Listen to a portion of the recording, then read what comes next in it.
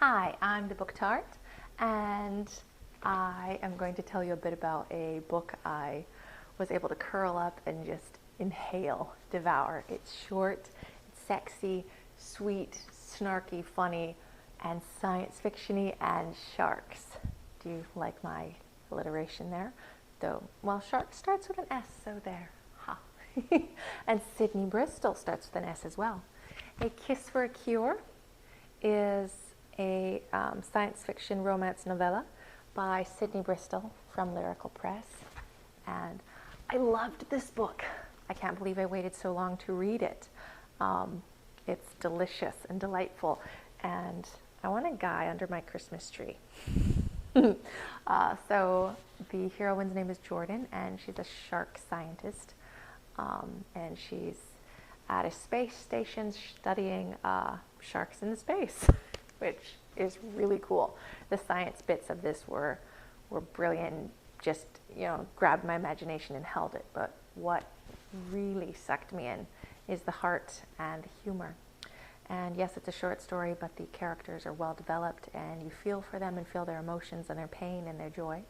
The heroine, Jordan, is alone. She's the illegitimate daughter of a royal family, and so she's excluded and an outsider, and she has a lot of walls, and she's setting up her new apartment at this space station, and there's a big box, and she hears banging, and she freaks out, and it's a guy in a box.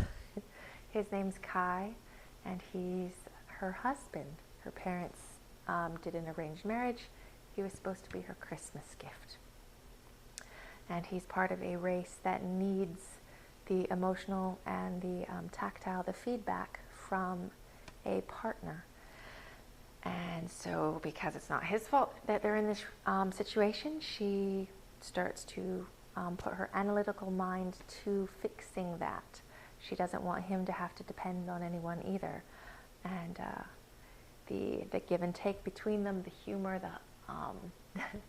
the situations they get into because of the learning curve, new relationship, as she starts to open her heart, and Kai as he's discovering her and falling for her, and the sharks in space bit, awesome, so cool.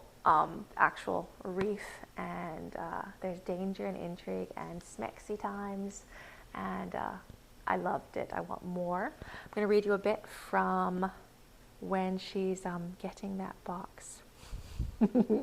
Okay, let's see. This is from chapter 1. Jordan is looking at the box. "Please be something small and fuzzy," she whispered, squeezing her eyes shut.